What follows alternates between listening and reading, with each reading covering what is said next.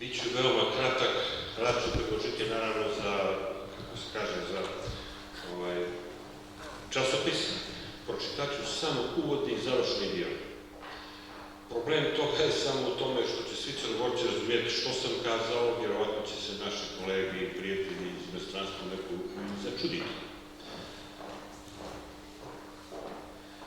Da je profesor Nikčević bio živ u vrijeme kada je rješavalo crnogorsko jezičko pitanje, bez sumnje gotovana varijanta narodnog, dakle narodni jezik ne bi dobila status službenog jezika u zemlji, a pitam se i bili naš jezik bio imenovan imenom crnogorski.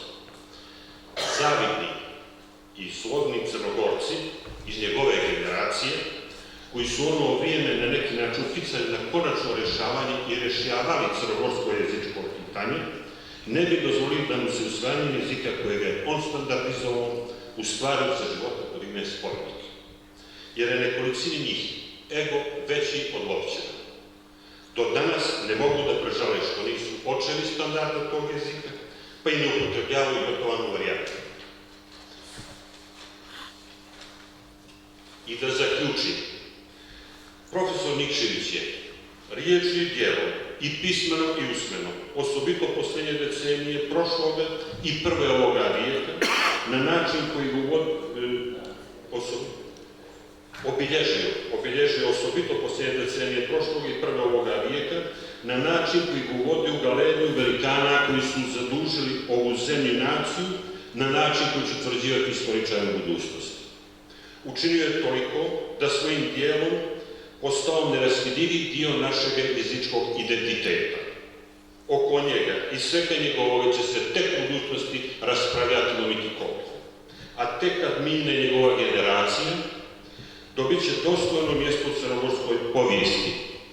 Jer, nažalost, u ovoj zemlji, da bi neko dobio satisfakciju za veliko dobro koje je učinio u svome narodnoj zemlji, mora da umre, i on i njegova generacija koja mu taj uspjeh ne može opustiti dok je živa. Zato završavam ističujući jednu žalosnu istinu. Profesor Nikčević se napuštio prije vremena, na nesreću njega i njegove porodice, ali na sreću na vrijeme za Crnogorce, kojima je njegova smrt bila preduslov da im se standardizuje jotovana varijanta crnogorskog jezika kao službenog, za koju se on zalagao, a ne isključujem, i imenuje jezik nacionalnim imenom. Zbog, dakle, prosto se sjećam prozvanim da to kažem zbog gospode koji su došli iz Hrvatske, iz Bosne i tako dalje. Naši savremeni književnici neće upotrebljavati jotovanu varijantu, dakle, narodni jezik. I to njih većina. I ja sam upravo, ovo ne želim da apostrofiram imena, ali to su bili ljudi koji su se godinama zalagali da se usvoji ta varijanta. Ja sam to prosto volio da kažem, jer to je jedna činjenica koja je zapanjujuća i zastrašujuća.